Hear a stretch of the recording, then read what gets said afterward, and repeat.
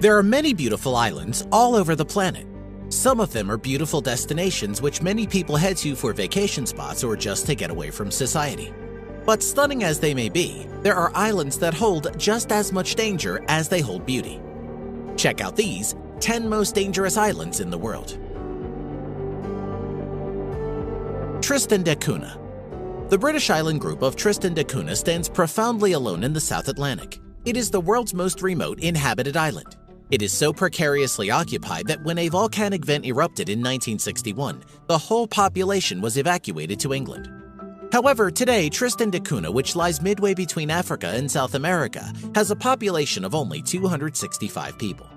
Tristan da Cunha's only settlement, Edinburgh of the Seven Seas, is built on the flat below the 6,765-foot volcano Queen Mary's Peak.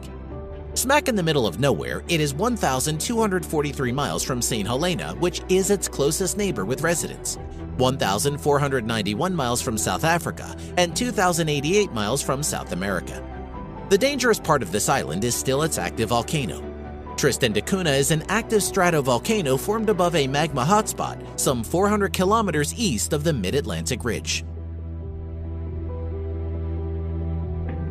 Rockall Island. Don't be embarrassed if you've never heard of Rockall. Most people haven't. It's probably because Rockall is one of the most desolate, despairing places on Earth. This tiny island is constantly buffeted by 34-knot winds and pummeled by 30-foot and occasionally higher ocean swells. Rockall is the eroded core of an extinct volcano that is 52 million years old, and it is 248 miles from the nearest land. Except for a few small animals and seabirds, gannets, kittiwakes, and the occasional pigeon and puffin, no one lives there. With no fresh water or vegetation, Rockall is uninhabitable. Rockall is said to have been mistaken for an iceberg, a sailing ship, a whale, and a submarine. An armed merchant cruiser, thinking it was an enemy vessel, warned it to surrender in the First World War before opening fire. Bear Island. Bjornøya, better known as Bear Island, is the southernmost island in the Arctic archipelago of Svalbard, 400 miles north of mainland Europe, but only on paper, given that it's almost 150 miles south of the Norwegian island chain with which it's lumped. It's been a nature reserve since 2002 and has a lively history of failed occupation. Hard to believe for a place of barren cliffs and near-zero precipitation. But these are not what makes the island dangerous. Organic toxins, specifically PCBs, have been found in high concentrations in biological samples from Bear Island, especially in Arctic char of the freshwater lake Elasjon. It is more well known that the Soviet nuclear submarine Komsomolets sank on April 7, 1989, about 100 nautical miles southwest of Bear Island. Leakage of radioactive material from the reactor of the submarine and the nuclear warheads it carried currently poses a problem, and severe pollution of the surrounding waters remains possible. Ramree Island. Ramree Island is considered to be one of the most dangerous in the world after harboring a dark secret which resulted in the deaths of hundreds of people. The island off the coast of Burma was a big part of World War II, with some battles taking place within it. In 1945, British soldiers drove Japanese fighters off the main part of the island into the dense mangrove forests. What no one realized was that they are home to an unknown but large number of saltwater crocodiles, which are known for being an animal most likely to eat a human. According to historical interviews, anywhere between 500 to 1,000 retreating Japanese soldiers were devoured by a large infestation of saltwater crocodiles as the troops entered the marshes and mangroves that surround Ramree. Only around 20 of the men emerged to be captured by the pursuing forces. The survivors immediately began spewing tales of reptilian monsters. Farallon Islands. Named for the Spanish farallón, meaning rocky pillar jutting from the sea, the Farallones was called the Devil's Teeth by sailors in the 1850s for their ragged profile and treacherous shores, the cause of many a shipwreck. But that is not the only danger here. The sea around the Farallon Islands off the coast of San Francisco was used as a dumping site for radioactive waste. An estimated 47,500 55-gallon steel drums were discarded here, but their exact location and the risk they pose to the environment is unclear. It is also believed that attempting to remove them would cause more damage than leaving them untouched.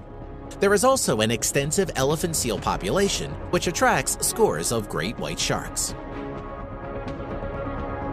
Hashima Island. Located 15 kilometers from Nagasaki, is reputed to be a tourism heaven on Earth. However, it contains the graves of hundreds of Chinese. Hashima Island could once claim the title of the most densely populated spot on the planet.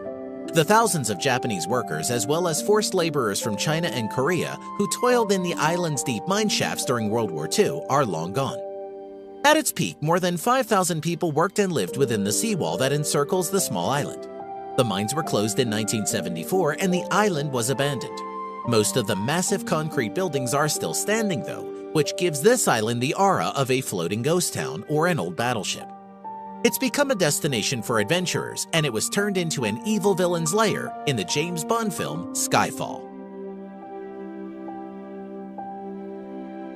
The Great Pacific Garbage Patch is the world's largest collection of floating trash and, for whatever reasons aside from human stupidity, is the most famous.